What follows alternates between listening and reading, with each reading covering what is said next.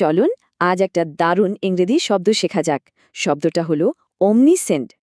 এই যে রাজু, ও না ইংরেজি গল্পের বই পড়তে ভীষণ ভালোবাসে। তো একদিন বই পড়তে গিয়েও একটা কঠিন শব্দের সামনে এসে আটকে গেল। শব্দটা হলো অমনিশিয়েন্ট। হ্যাঁ, দেখতে একটু কঠিনই লাগছে, তাই না? রাজু তো একদম কনফিউজড। এই অমনিসিয়েন্ট মানেটা আসলে কি?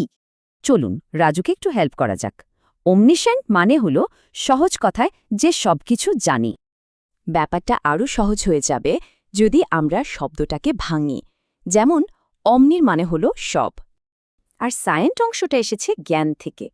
তাহলে অমনিশিয়েন্ট মানে হলো যার সব জ্ঞান আছে।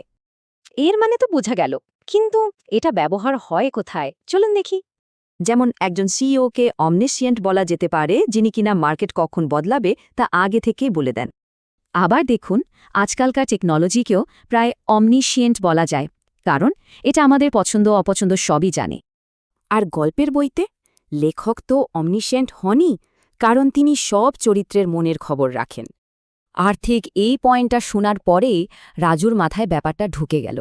ও বুঝে গেছে, ওর গল্পের লেখকই তো তাহলে অমনিসিয়েন্ট ন্যারেটর।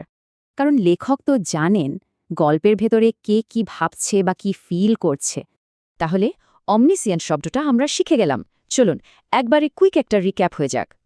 এর মানে হলো যে সবকিছু জানে, যেমন একজন লিডার, কোনো পাওয়ারফুল কম্পিউটার বা গল্পের লেখক।